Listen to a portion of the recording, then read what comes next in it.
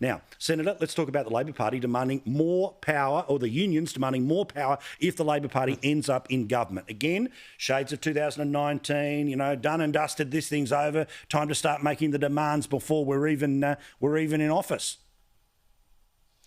Well, Paul, if you believe Jim Chalmers on Insiders this morning, don't worry, nothing to see here. The Labor Party is not run by the union movement. The Labor Party in office won't give in to the demands of the union movement, won't turn over and write the law for their favour. The act that they're complaining about, by the way, is the Fair Work Act, virtually untouched in our 8 years in office, virtually intact from the Gillard era that the unions wrote then.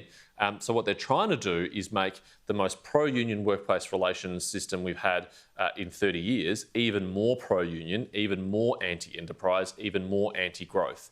And we know what that will do for jobs. We know that what will do for our economic recovery, particularly as we need to generate millions of jobs out of the COVID pandemic to make sure we get back up and running again. So you can bet your bottom dollar that Labor will roll over if required, if they win the election. But again, Michael, nothing to see here, none of this sort of stuff. But you're starting to see the signs of the hubris, right, where they think they've worked out the politics on climate, which is to bash the government for not doing enough, but not actually offer a number. And then when kind of pushed, you say, I'll probably like America, which is 50%. That's higher than what Shorten got thumped with last time. Well, Paul Keating had the guts to stand up to the Metal Workers Union, a couple of decades ago when he said, they've got the jobs of 100,000, unemployed Australians around their necks because of their push for wages beyond what was realistic. I mean, someone's got to tell Jim, you only get real wages growth, Jim, if you have productivity growth. I mean, profits don't grow on trees. Go down to a cafe and suggest that they, increase real wages, given what's happened here in Victoria. But look, I'm not so worried about Jim Chalmers. No offence, Jim, but Jim to me looks like a number 9 batsman who's trying to, when David Warner, he says, David, I'm with you. I'm walking out with you.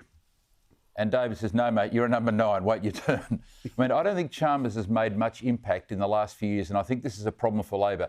For Labor to win elections, they need a strong treasurer or shadow treasurer. And remember that Paul Keating was a shadow, was treasurer of this country. Compare this bloke to Keating. You are talking about a rank amateur, and I don't think he's helping them at all. He's obviously a very nice fellow who hasn't said anything memorable in the last 2.5 years. I don't think he's made any impact at all.